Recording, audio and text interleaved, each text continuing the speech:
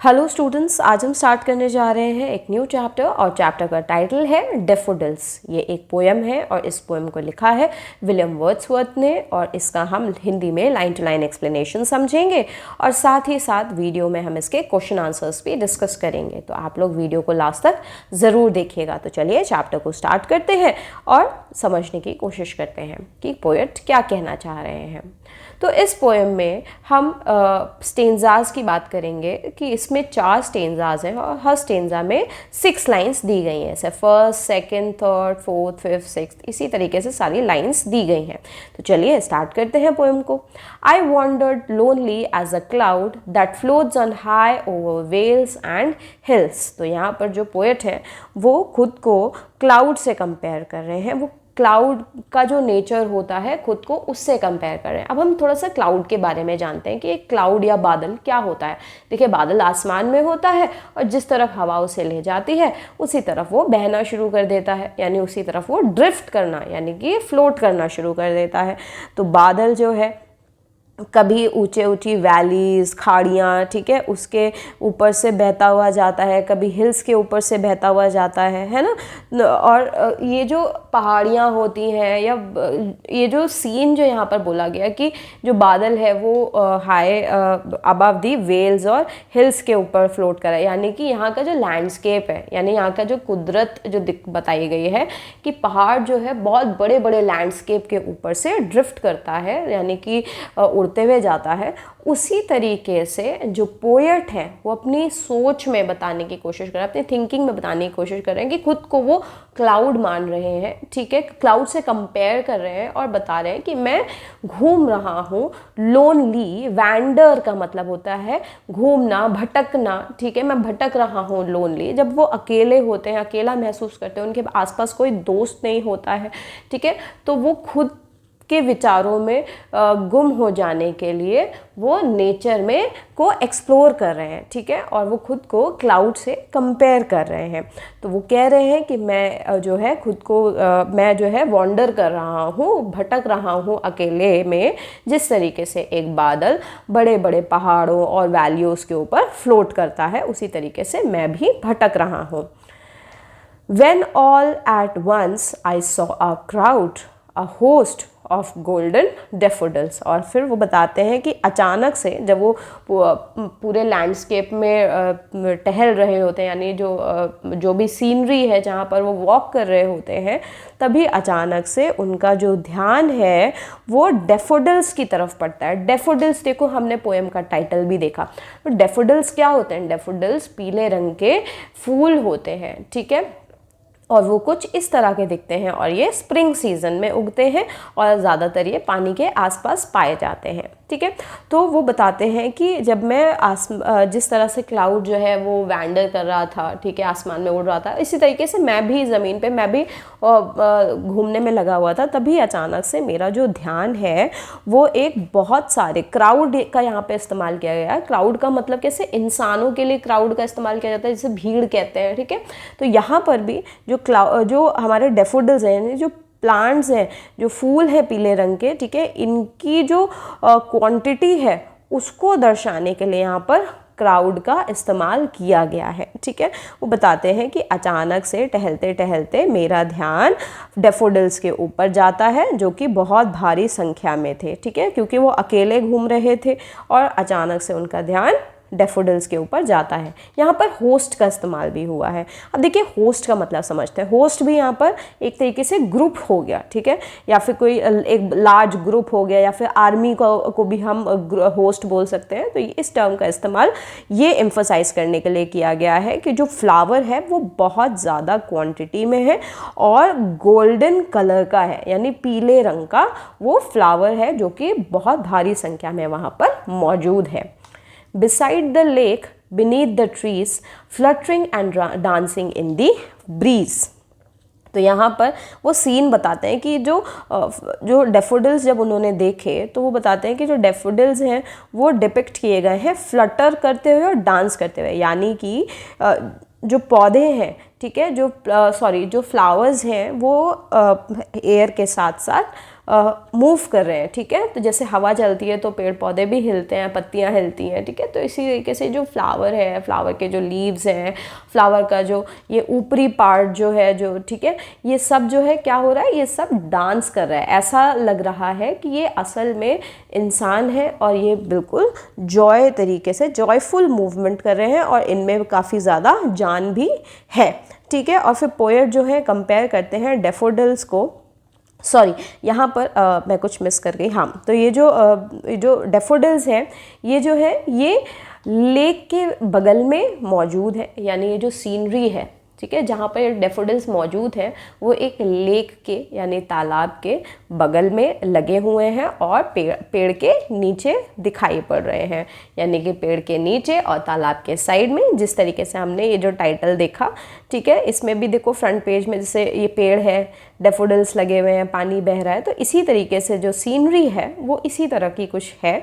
और जो पोएट है वो उस एरिया से निकल के जा रहे हैं और डिस्क्राइब कर रहे हैं कि ये जो डैफोडिल्स हैं ये लेक के साइड में लगे हुए हैं, पेड़ों के नीचे लगे हुए हैं, और इसके अलावा ये जो पौधे हैं ये डांस कर रहे हैं, फ्लटर कर रहे हैं हवा के साथ साथ, ठीक है। तो ये जो ब्रीज का मतलब हो गया ड्रिफ्टली बहती हुई हवा को हम ब्रीज कहते हैं। Continuous as the stars that shine and twinkle on the Milky Way। अब यहाँ पर जो पोएट है वो कंपेयर करते हैं डैफोडिल्स को ट्विंकलिंग स्टार से, ठीक है। जैसे आसमान में जो स्टार्स होते हैं वो कैसे ट्विंकल करते हैं, अपनी रोशनी जो है आसमान में छोड़ रहे होते हैं। तो यहाँ पर जैसे आसमान कितना बड़ा होता है, कितना विशाल होता है, उसमें तारे जो होते हैं नेवर एंडिंग होते हैं, काउंटलेस होते हैं, हम गिन ही नहीं सकते हैं कभी तारों को। तो इसी तरीके से यहाँ पर जो डैफोडिल्स के जो पूरा झुंड है, जो क्राउड है, जो जितने ज़्यादा जो पेड़ पौधे वहाँ पर फूलों के लगे हुए हैं वो इतने ज़्यादा हैं क्वांटिटी में और डांस कर रहे हैं कि उसको कंपेयर किया जा रहा है ट्विंकलिंग स्टार्स की तरह, जैसे कि आकाशगंगा में मिल्की वे का मतलब हो गया यहाँ पर आकाशगंगा, ठीक है, जो हमारी गैलेक्सी का नाम है, ठीक है। तो उसमें ये बिल्कुल सितारों की तरह चमक रहे हैं। They stretched in near ending line along the margin of a bay। अब यहाँ पर भी ये कितनी ज़्यादा क्वांटिटी में मौजूद है फिर से यही दर्शाने की कोशिश करी गई है। जैसे अभी यहाँ पर सबसे पहले हमने यहाँ पर पढ़ा था होस्ट और क्राउड, तो यहाँ पर भी इनकी क्वांटिटी के बारे में ही बात करी गई थी कि कितने ज़्यादा क्वांटिटी में ये वहाँ पे मौजूद है। फिर सिमिलरली हमने यहाँ पर पोएट ने उनको कंपेयर किया ट्विंकलिंग ऑफ स्टार्स से भी उनको कंपेयर किया कि किस तरीके से स्टार्स जो होते हैं आसमान में ट्विंकल कर रहे होते हैं और स्टार्स आसमान में कितनी ज़्यादा क्वांटिटी में होते हैं, है ना।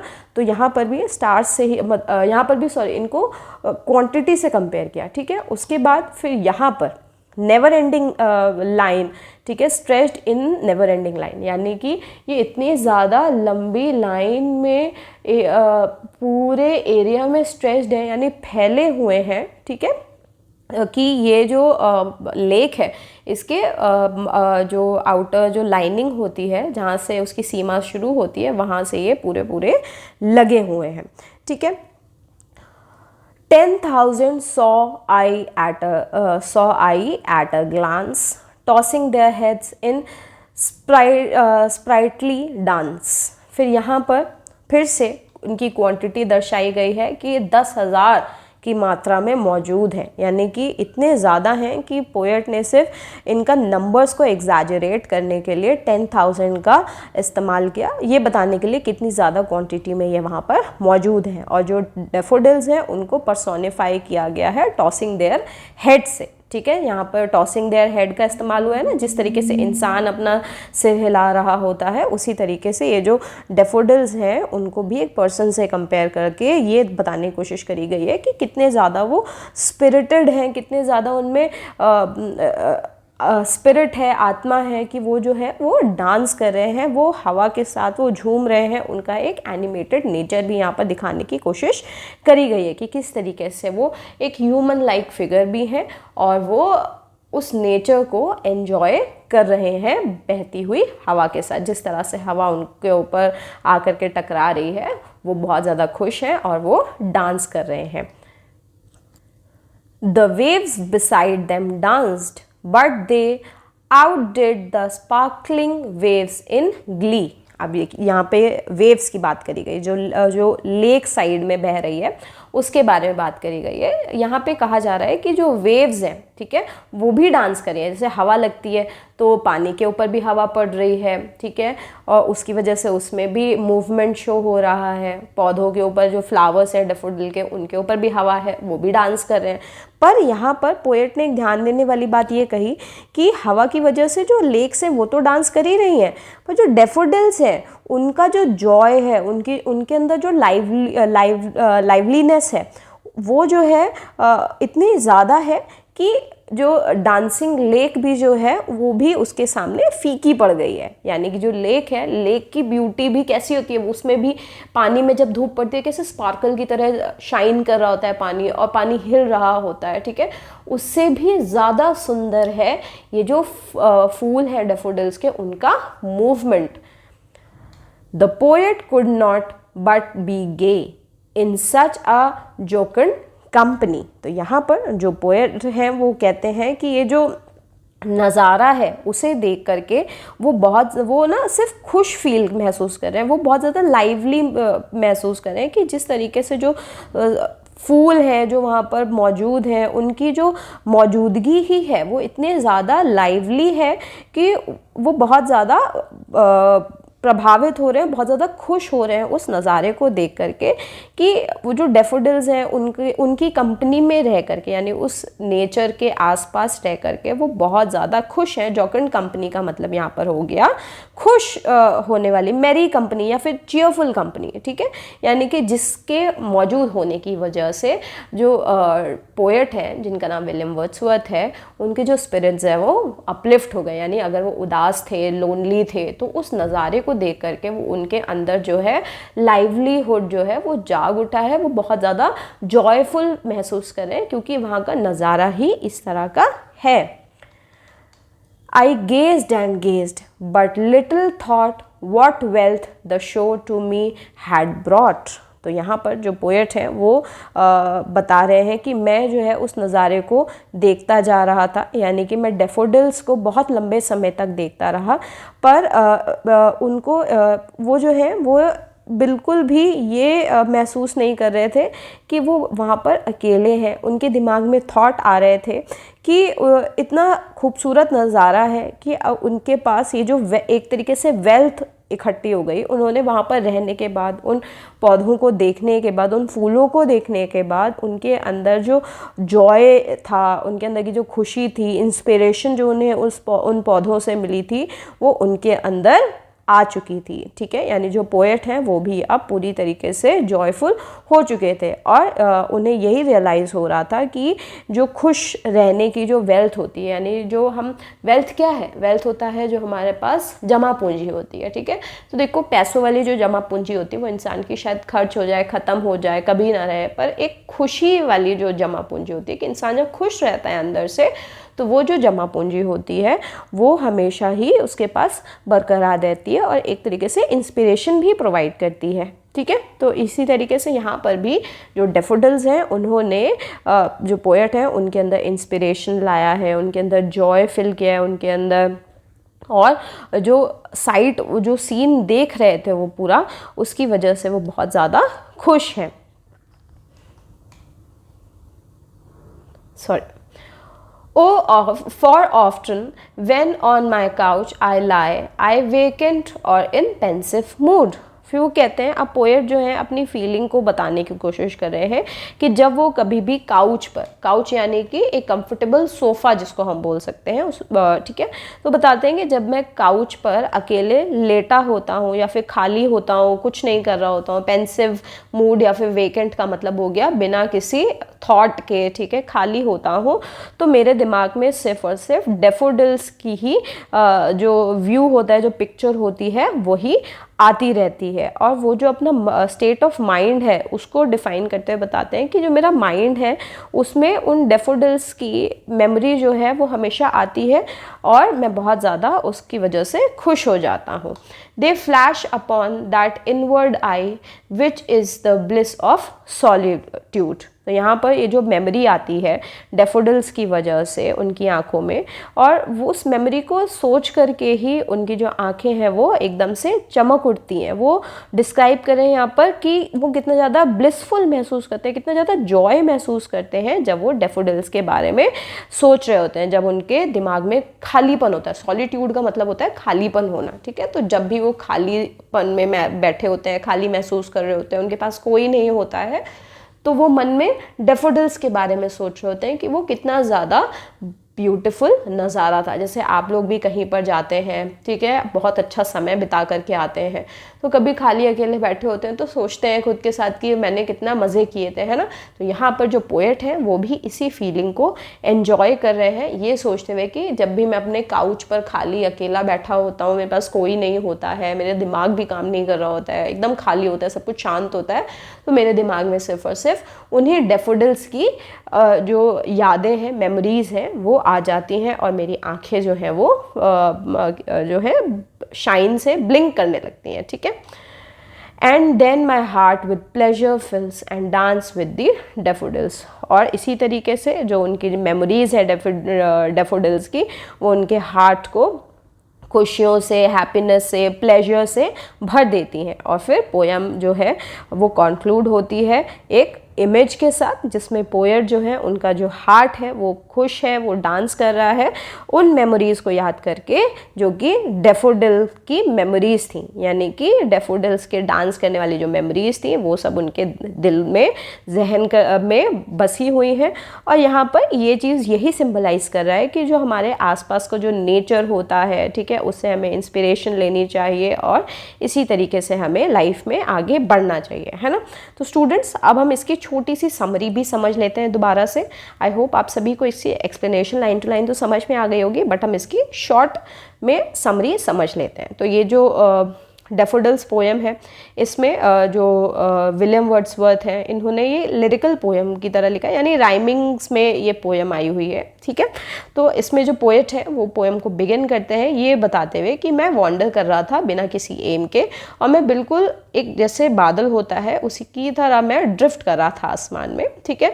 और तभी अचानक से मेरा जो ध्यान है वो गोल्डन कलर के या पीले रंग के डैफोडिल्स के पास की तरफ पड़ता है, जो कि लेक के बराबर में लगे हुए होते हैं और वो फ्लटर कर रहे होते हैं, डांस कर रहे होते हैं।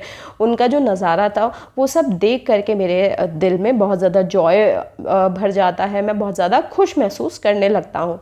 फिर जैसे जैसे पोएम आगे बढ़ती है तो पोएट जो है कंपेयर करते हैं डैफोडिल्स को ट्विंकलिंग स्टार्स के साथ, जो कि रात में चमकते हैं, यानी उनकी ब्यूटी को, उनकी क्वांटिटी को यहाँ पर एम्फोसाइज किया गया था, ठीक है। उसके बाद वो डिस्क्राइब करते हैं कि डैफोडिल्स जो हैं वो कितने ज़्यादा लॉन्ग स्ट्रेच में लगे हुए हैं, यानी नेवर एंडिंग स्ट्रेच में वो लगे हुए हैं उस लेक के किनारे पे, और वो एक बहुत ज़्यादा खूबसूरत नज़ारा जो है देखने को मिलता है। हालांकि उसके बगल में जो लेक है, ठीक है, उसमें भी लहरें आ रही हैं, पानी जो है वो भी डांस कर रहा है, पर जो डैफोडिल्स का जो डांस है या डैफोडिल्स का जो जॉय है, ठीक है, वो जो है वो लेक जो है उसके सामने फीकी पड़ जा रही है। लेक का डांस कुछ नहीं है डैफोडिल्स की खूबसूरती के आगे। उसके बाद फिर जो पोएट है वो बताते हैं कि जब मैं डैफोडिल्स के बारे में सोचता रहता हूँ अकेले में, खालीपन में, तो मेरा जो दिल है वो बहुत ज़्यादा प्लेजर से, खुशी से भर जाता है। और फिर पोएट जो है वो पोएम को कंक्लूड करते हैं ये बोलते हुए कि जो डैफोडिल्स की जो यादें हैं, जो मेमोरीज़ हैं, उनकी डांसिंग मेमोरीज़ जो हैं वो मेरे दिल में आ जाती हैं, और ये सारी ही जो चीज़ें हैं ये सिंबलाइज़ कर रही हैं, क्या सिंबलाइज़ कर रही हैं, ब्यूटी को, ठीक है, एक इनर स्पिरिटेड ब्यूटी को यहाँ पर डिस्क्राइब किया गया है। ओवरऑल ये जो पोएम है ये सेलिब्रेट करती है ब्यूटी को, पावर ऑफ नेचर को, जिसकी वजह से जो हमारा जो स्पिरिट है वो अपलिफ्ट होता है, हमारा अकेलापन, खालीपन जो होता है उसमें खुशियाँ भर जाती हैं, और हमें ये रिमाइंड कराता है कि हमें हमेशा नेचर के साथ अपने इनर सेल्फ को कनेक्टेड रखना चाहिए। तो स्टूडेंट्स, ये इस चैप्टर का एंड था। अब हम इस चैप्टर में इसके सभी क्वेश्चन आंसर्स को डिस्कस करेंगे। तो चलिए अब आप सभी लोग अपनी रफ नोटबुक्स निकाल लेंगे और क्वेश्चन आंसर्स को लिखना शुरू करेंगे, और जो भी बुक में पार्ट है उन्हें हम टिक कर लेंगे या फिर फिल इन द ब्लैंक्स में फिल कर लेंगे। Tick the correct answer. अब यहाँ पर हमें करेक्ट आंसर्स में टिक करना है। तो जो ब्लू में है ये हमारे आंसर हो गए और रेड वाले हमारे रॉन्ग आंसर्स हैं, ठीक है। तो the poet of the poem daffodils is, जो डैफोडिल की पोएम है इसके पोएट हैं, इसके जो राइटर हैं वो कौन है, वो हैं विलियम वर्ड्सवर्थ। तो विलियम वर्ड्सवर्थ ए ऑप्शन को हम लोग टिक कर लेंगे।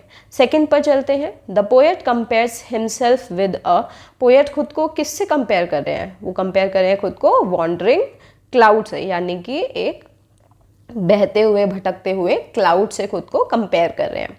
द डेफोडिल्स वर, डेफोडिल्स क्या कर रहे थे, डेफोडिल्स वर डांसिंग, ठीक है, फ्लटरिंग एंड डांसिंग था, तो यहाँ पर डांसिंग इसका करेक्ट आंसर हो जाएगा।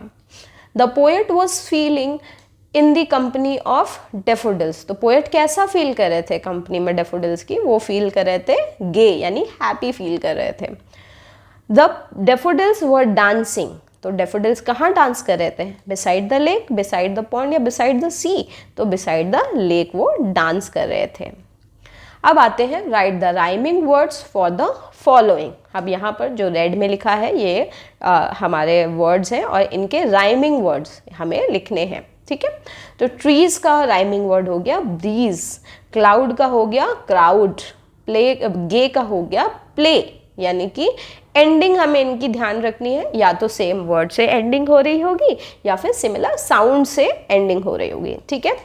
थॉट, थॉट का हो गया ब्रॉड, लाई, लाई का हो गया आई, फिल्स का हो गया डेफोडिल्स। तो आप इन सभी को राइट डाउन कर लेंगे। अब हम आगे चलते हैं नेक्स्ट क्वेश्चन पर।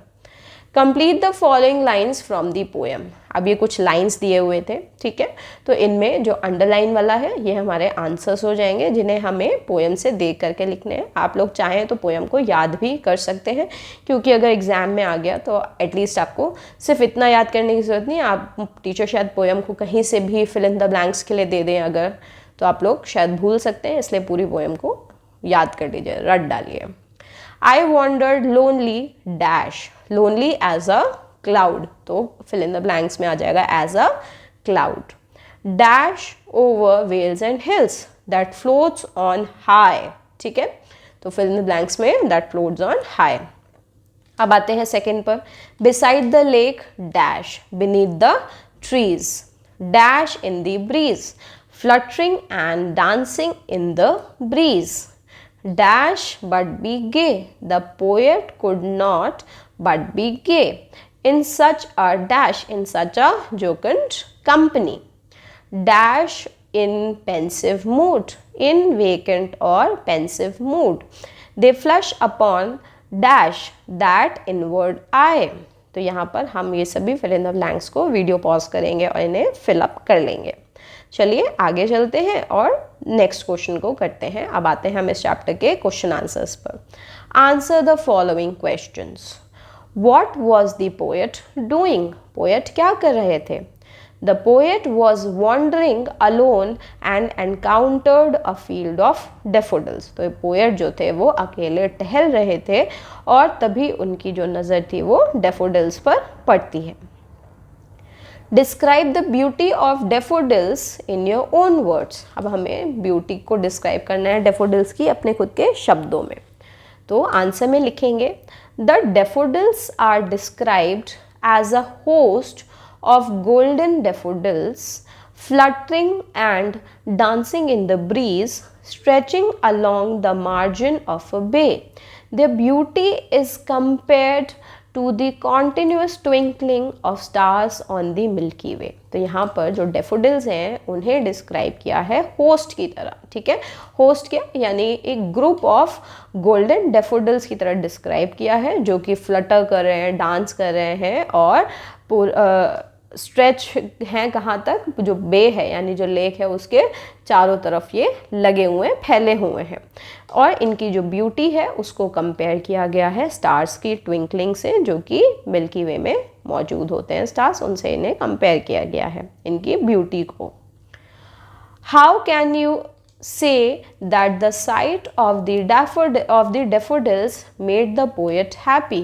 Quote the lines from the poem। आप कैसे कह सकते हैं कि जो डेफोडिल्स हैं उन्हें देख करके पोएट जो थे बहुत खुश महसूस कर रहे थे, बहुत ज़्यादा खुश हो गए थे। तो ये जो कोट है जो पोएम में जहाँ पर भी लिखा है वो हमें बताना है कि किन लाइनों की वजह से पोएट जो थे, हमें ऐसा महसूस होता है कि पोएट जो थे वो खुश थे। तो चलिए आंसर में लिखते हैं, the site of the daffodils made the poet happy because he couldn't help but feel joyous in their presence. As stated in the poem, a poet could not but a gay in such a jocund company.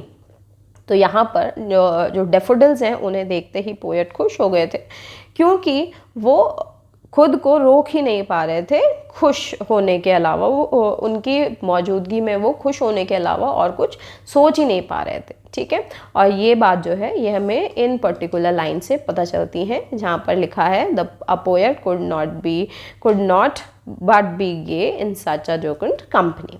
अब आते हैं next question पर।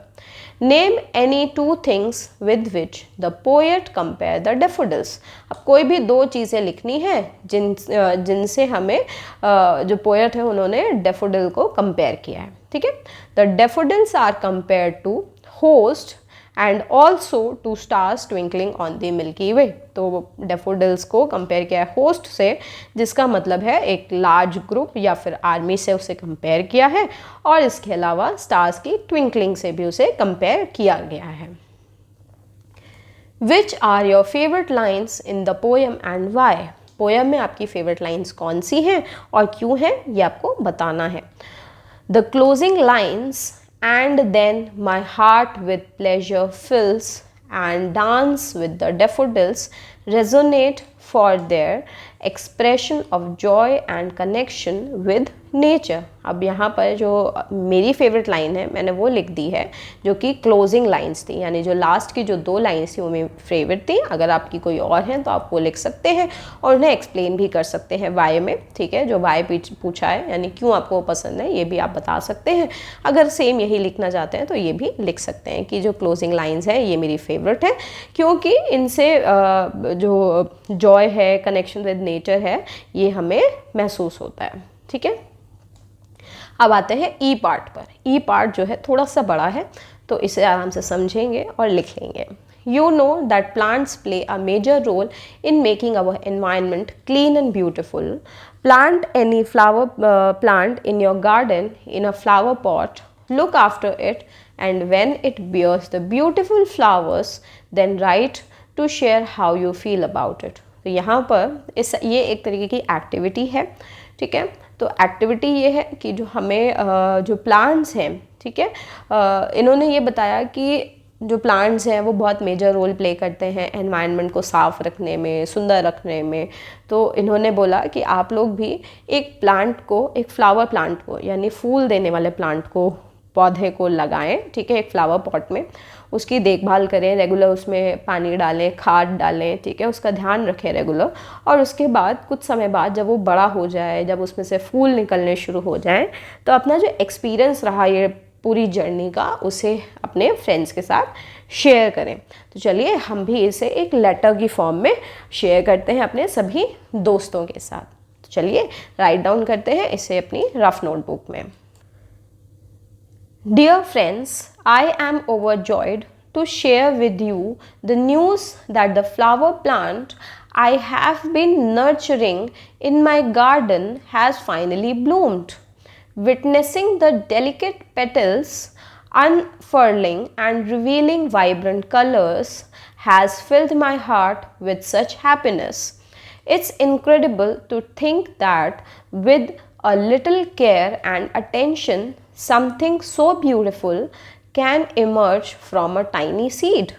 Each morning, as I tend to the plant, I feel a deep sense of connection with nature and gratitude for the simple pleasures it brings. Watching the flowers sway gently in the breeze brings me a sense of peace and reminds me of the beauty that surrounds us. I can't wait for you to come and see the flowers in full bloom. It's truly a sight to behold and a testament to the wonders of natural world with warm regards, यहाँ पर आप अपना नाम लिख सकते हैं। मैंने यहाँ पर अपने चैनल का नाम डाल दिया है, तो आप चाहें तो इसमें अपना नाम भी लिख सकते हैं। चाहे क्या, आपको अपना नाम ही लिखना पड़ेगा क्योंकि मैंने लिखा है ये आंसर, इसलिए मैंने यहाँ पर अपना नाम लिख दिया है। तो चलिए इसका मीनिंग समझ लेते हैं, क्या कहना चाह रहा है। तो यहाँ पर जो बच्चा है, ठीक है, या फिर समरी एंड फैक्ट मास्टर है, वो ये अपने फ्रेंड्स को बता रहा है, यानी आप लोगों को बता रहा है कि वो कहता है कि मैं बहुत ज़्यादा आज खुश हूँ। मैं आपके साथ एक न्यूज़ शेयर करना चाहता हूँ कि जो फ्लावर प्लांट मैं अभी तक जिसकी सेवा कर रहा था, नर्चर कर रहा था अपने गार्डन में, उसमें फाइनली फूल आने शुरू हो गए हैं और मैंने देखा उसमें बहुत सारी डेलिकेट पेटल्स निकली हैं, ठीक है, बहुत ज़्यादा कम, जो पेटल्स हैं बहुत खूबसूरत हैं, डेलिकेट हैं, ठीक है, और बहुत ज़्यादा वाइब्रेंट कलर के उसमें पेटल्स निकले हुए हैं और जिनको देख करके मेरा जो हार्ट है वो खुशी से भर जाता है, ठीक है। और मैं यही सोचता हूँ कि कितनी थोड़ी सी केयर से, कितना थोड़ा सा ध्यान देने से सिर्फ एक जो छोटा सा टाइनी सीड था वो इतने ब्यूटीफुल फ्लावर में बन सकता है।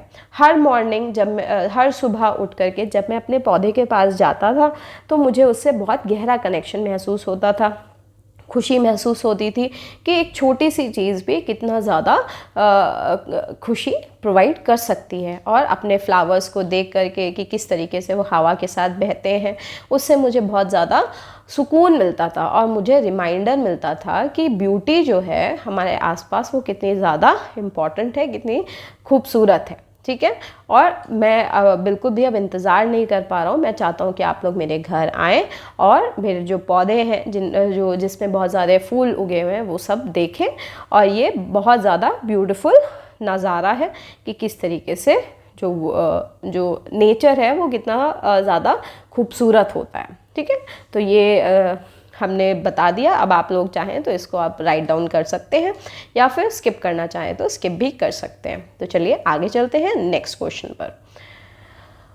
Form abstract nouns from the following words using suffix। अब यहाँ पर कुछ words दे रखे हैं, इनमें हमें suffix लगाना है। suffix क्या होते हैं? suffix और prefix दो अलग अलग चीज़ें हैं। prefix होता है जब किसी word के किसी से जो word है इसके पहले अगर हम कुछ लगाएंगे तो वो prefix होगा, ठीक है, पहले। pre का मतलब पहले और suffix मतलब हो गया उसके वर्ड के लास्ट में लगाना, उसको हम सफिक्स कहते हैं।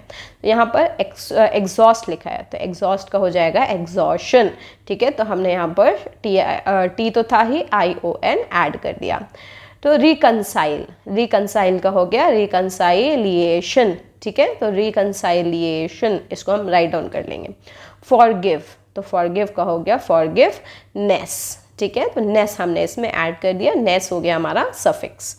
प्रोक्लेम, तो प्रोक्लेम का हो गया यहाँ पे प्रोक्लेमेशन, ठीक है। तो प्रोक्लेम के आगे हम एशन लगा देंगे तो प्रोक्लेमेशन हो जाएगा। कॉम्प्लेक्स, कॉम्प्लेक्स का हो गया कॉम्प्लेक्सिटी, ठीक है। हॉस्टाइल, हॉस्टाइल का मतलब हो गया हॉस्टिलिटी। आगे चलते हैं नेक्स्ट पार्ट पे, आप लोग इसे पॉज करके राइट डाउन कर लेंगे। अब आते हैं complete the sentences with the abstract nouns you have formed. अब ये जो पीछे आपने एब्स्ट्रैक्ट नाउन्स बनाए हैं इनका इस्तेमाल करके हमें फिल इन द ब्लैंक्स को कंप्लीट करना है। तो चलिए इसे कंप्लीट कर लेते हैं। The two friends had a teary dash after their bitter fight. तो यहाँ पर जो दो फ्रेंड्स हैं उनके बीच में रिकंसाइलेशन हो गया, यानी कि उनमें दोबारा से दोस्ती हो गई, रीबाउंड हो गया उनकी लड़ाई झगड़े के बाद। Hostility with in team members lesson productivity, यानी कि टीम मेंबर्स के बीच में अगर तनाव है या फिर लड़ाई झगड़ा है तो उसकी वजह से जो प्रोडक्टिविटी है वो कम हो जाती है। तो यहाँ पर हमने हॉस्टिलिटी का इस्तेमाल किया है। By the new king's dash, everyone who had worked for more than 10 years in the kingdom was given a house of his own। तो यहाँ पर जो किंग थे उनके आदेश की वजह से जितने भी लोग जो 10 साल या उससे भी ज़्यादा काम कर चुके थे उनके राज्य में, उनको अब घर मिलने वाला था खुद का। यहाँ पे प्रोक्लेमेशन यानी डिक्लेरेशन, ठीक है, प्रोक्लेमेशन यहाँ पर आ जाएगा। अब आते हैं नेक्स्ट पर। The dash of the question paper made it difficult for the students to finish it within the allotted time। जो पेपर था वो इतना ज़्यादा कॉम्प्लेक्स था, ठीक है, कॉम्प्लेक्सिटी आ जाएगा यहाँ पर। कॉम्प्लेक्सिटी के पेपर के कॉम्प्लेक्स यानी कठिन होने की वजह से जो बच्चे थे उनको अलॉटेड टाइम में यानी दिए गए निर्धारित टाइम से ज़्यादा उन्हें समय लग रहा था अपने पेपर को ख़त्म करने में, ठीक है। अब आते हैं 5th पर। द कन्विक्ट बेग्ड द जज for dash but to no avail, ठीक है। अब यहाँ पर जो जज था, ठीक है, जो कन्विक्ट था जिसको सज़ा मिली थी, वो जज से माफ़ी मांग रहा था, ठीक है, तो फॉरगिवनेस हो जाएगा यहाँ पर, माफ़ी मांग रहा था। अब आते हैं लास्ट पर। After working continuously through the day the man fainted from dash. दिन भर काम करने के बाद जो मैन था, आदमी था, वो थक के एग्जॉशन की वजह से वो फेंट हो गया। फेंट का मतलब होता है बेहोश हो जाना, ठीक है, तो यहाँ पे एग्जॉशन आ जाएगा। अब आते हैं इस चैप्टर के लास्ट पार्ट पर। तो लास्ट पार्ट क्या है? Underline the verbs in each sentences and state whether they are transitive और इनट्रांजिटिव। अब यहाँ पर हमें वर्ब्स को बताना है कि वो ट्रांजिटिव है या फिर इनट्रांजिटिव है। तो चलिए अंडरलाइन कर लेते हैं। तो अंडरलाइन वाला पार्ट हो जाएगा हमारा ब्लू वाला पार्ट, और यहाँ पर हमने इनको आइडेंटिफाई कर दिया कि कौन से वर्ब कौन से हैं। My aunt bought me a bag, तो बॉट हो जाएगा आपका ट्रांजिटिव वर्ब, ठीक है। नेक्स्ट आते हैं द गर्ल डैश ब्यूटिफुली, तो गर्ल डांस्ड, ठीक है, तो डांस हो जाएगा आपका इनट्रांजिटिव। फिर आते हैं we went to the circus, यहाँ पे जो वेंट है वो इनट्रांजिटिव हो जाएगा। आई कैन डैश टेनिस, तो यहाँ पर आई कैन प्ले टेनिस हो जाएगा intransitive. She sings in the choir, तो यहाँ पर सिंग्स हो जाएगा intransitive. We found a briefcase, तो यहाँ पर फाउंड हो जाएगा ट्रांजिटिव। तो स्टूडेंट्स, हमने इस चैप्टर के सभी एक्सरसाइजेस को कंप्लीट कर लिया है। आई होप आप सभी ने इसको कम्प्लीटली फिनिश कर लिया होगा। जिसका रह गया है वो वीडियो को बैक जा करके दोबारा से वो पार्ट कंप्लीट कर ले। और थोड़ा भी एक्सप्लेनेशन में डाउट है तो कमेंट सेक्शन में आप लोग जा करके अपने क्वेरीज या डाउट्स जो हैं उन्हें क्लियर कर सकते हैं, पूछ सकते हैं। अगर वीडियो पसंद आई हो तो वीडियो को लाइक करें, अपने सभी फ्रेंड्स तक इसे ज़रूर शेयर करें और मेरे चैनल को भी सब्सक्राइब ज़रूर करें। Thank you.